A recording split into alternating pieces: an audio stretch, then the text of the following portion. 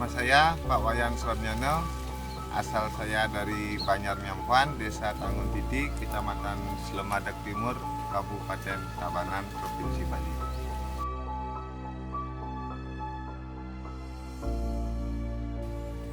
Saya bekerja di Denpasar sebagai supir pariwisata.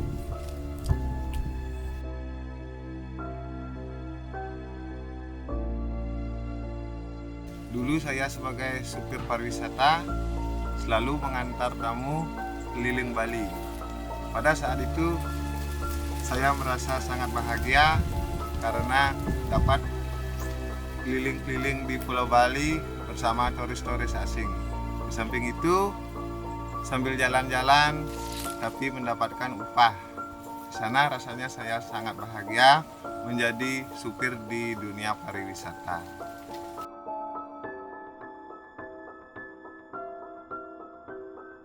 Saya pertama-tamanya itu bertahan tinggal di Denpasar. Saya kira pandemi itu akan cepat berlalu. Perkiraan saya selama 2 bulan atau 3 bulan, sehingga saya memilih untuk tetap bertahan di Denpasar. Dan akhirnya saya sampai 8 bulan saya bertahan di Denpasar. Akhirnya biaya untuk makan sehari-hari itu pun kurang. Bekerja juga tidak pernah selama 8 bulan itu. Dan akhirnya saya memutuskan untuk pulang ke kampung saya dengan hampa atau tangan kosong. Perasaan saya pada saat itu merasa sedih. Uang sepeser pun saya pulang kampung tidak bawa, sehingga saya di kampung mempunyai lahan seluas 30 aro. Langsung saya belajar bertani di kampung halaman saya di Tabanan. Pertama saya tanam dalam versi latihan atau training.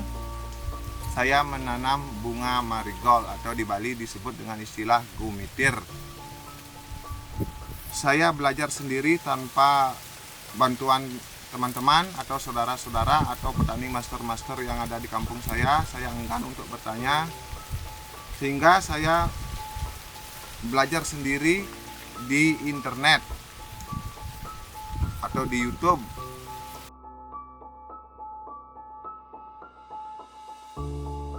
Sekarang saya di kampung sudah menjadi petani, walaupun saya menjadi petani baru atau petani milenial. Saya juga berusaha bersaing melawan master-master petani yang sudah puluhan tahun menggeluti dunia tani di kampung saya, khususnya di Tabanan. Kalau di kampung, tinggal di kampung, kalau tidak bekerja, keluarga pun tidak akan bisa makan.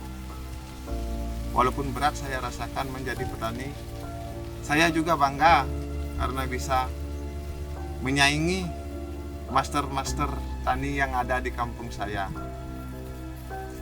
Ternyata menjadi petani itu setelah saya rasakan selama 3 bulan, menjadi seorang petani itu juga mengasihkan, juga keren ternyata.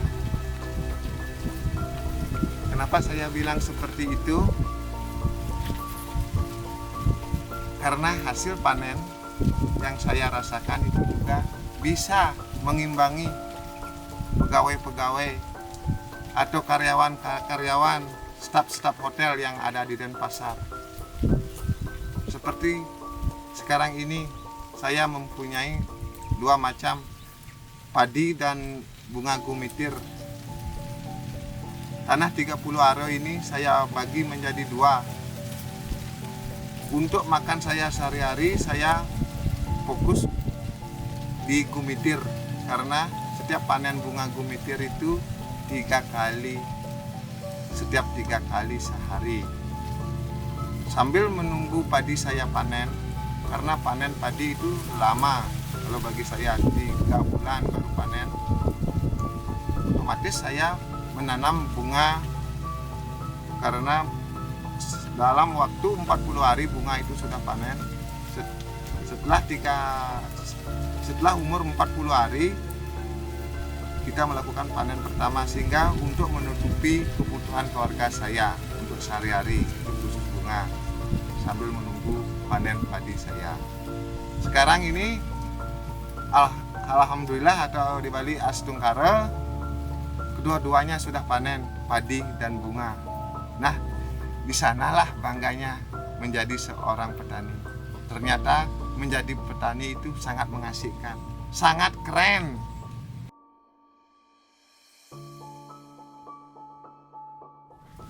Untuk harapan saya ke depannya, mudah-mudahan pariwisata Bali cepat bangkit. Dan langkah saya juga ke depannya, saya mungkin akan memegang 2 macam pekerjaan. Saya juga kembali ke dunia pariwisata juga seperti dulu, dan pertanian juga tidak saya akan lepaskan karena menjadi petani itu sangat mengasihkan. Mungkin saya akan memegang 2 pekerjaan, karena pekerjaan petani juga itu penghasilannya sebenarnya memang juga tidak kalah saing dengan saya sebagai supir di dunia pariwisata. Itulah langkah-langkah saya ke depannya. Saya tidak akan membuang atau meninggalkan pekerjaan saya di kampung selama ini menjadi petani. Petani itu sangat mengasihkan, sangat keren sebenarnya kalau kita paham di dalam dunia tani.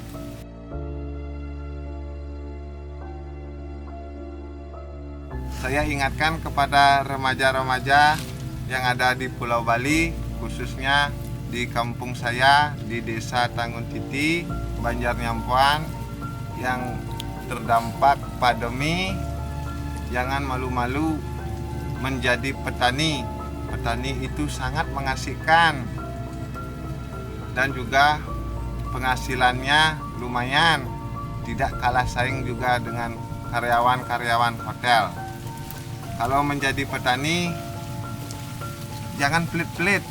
Apa istilahnya itu pelit-pelit? Contoh, menanam bunga gumitir, karena itu keperluan sehari-hari di Bali.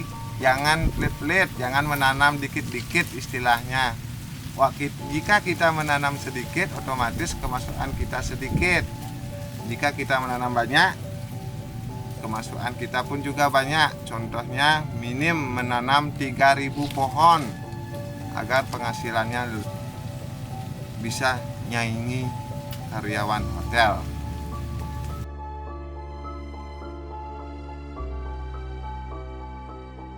Kaum muda, mari kita lanjutkan pekerjaan leluhur kita, yaitu menjadi seorang petani. Jangan malu-malu, jangan gengsi-gengsi menjadi seorang petani, karena kita ini melanjutkan pekerjaan leluhur kita. Dulu leluhur kita menjadi seorang petani. Jangan takut tangan kita kotor.